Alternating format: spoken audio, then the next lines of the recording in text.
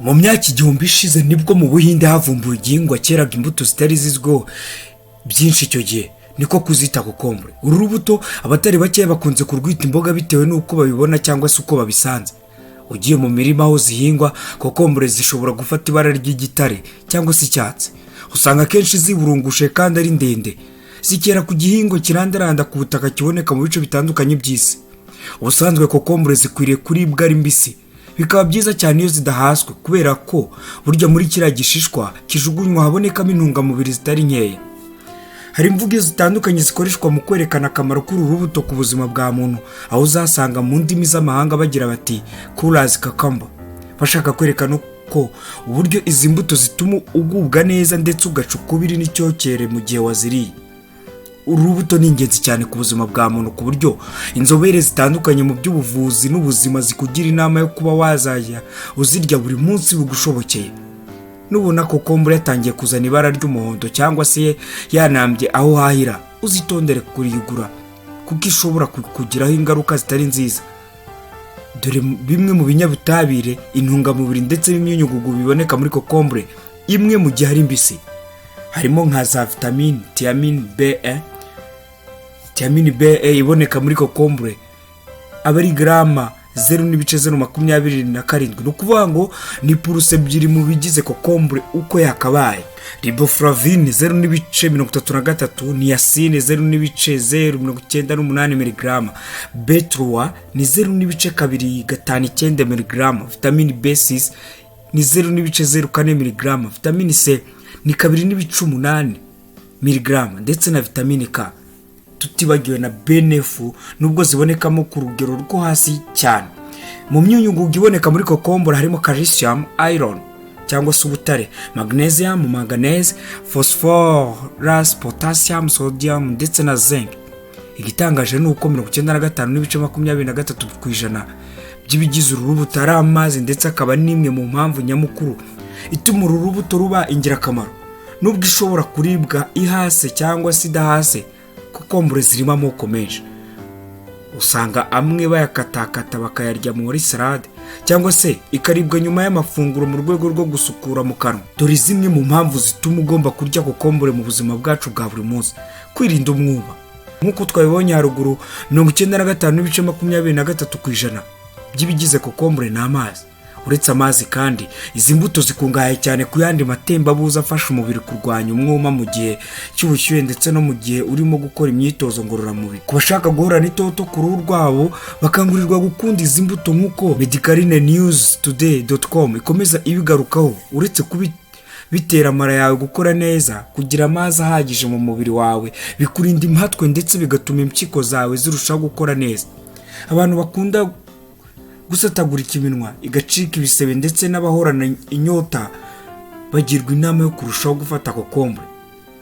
Muganga ashobora kuba yaragusabye kuzajya unywa amazi menshi bitewe n'indwara urwaye cyangwa se imiterere y'umubiri wawe, ariko ukumva ugiye kunanirwa.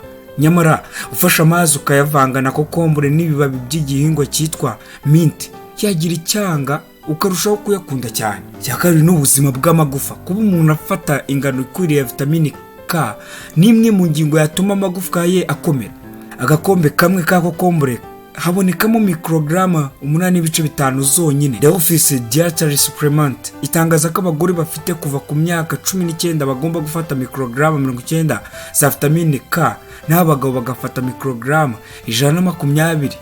Kokombure kandi kungahaye muri calcium, nayo igira uruhare runini mu gukomera kw'amagufa. Kokombure nanone idufasha mu kwirinda kanseri.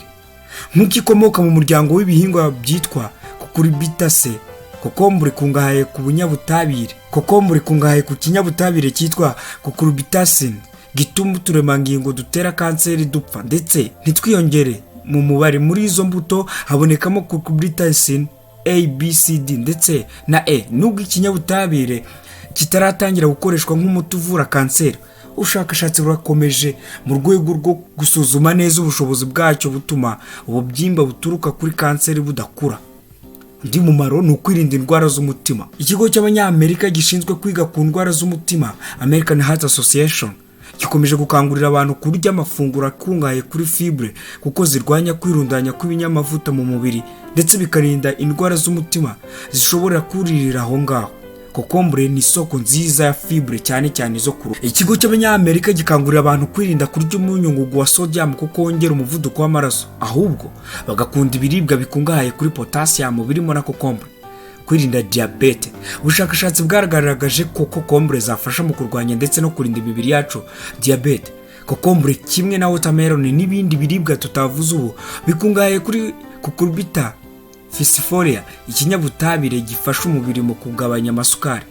Impamvu nyamukuru ibyishe inyuma nuko cya kinyabutabire cyitwa cucurbitacin kigenda kigakora ku mvubura zishinzwe kurekura umusemburo witwa insulin, ari nawo ugira uruhare mu kugabanya isukari mu mubiri. Kandi icy'ingenzi ukwiriye kumenya nuko kokombure zitanga intungamubiri ariko zitongera ibinyamasukari mu mubiri. Ikindi ugomba kumenya nuko kokombure zidufasha kubungabunga ubwiza bw'uruhu rwacu.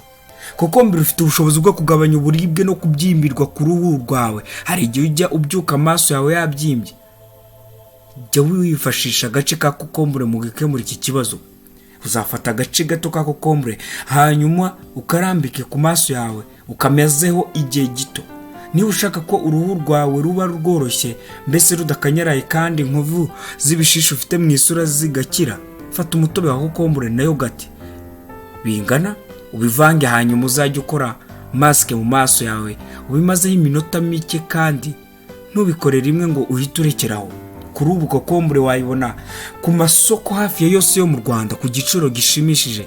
Arega zisigasira amagara yacu. Akenshi twita ku bidafite akamaro cyangwa se bidafitiye imibiri yacu umumaro, kandi nyamara ugasanga binahenze cyane kuruta ibyatuma tugira amahoro.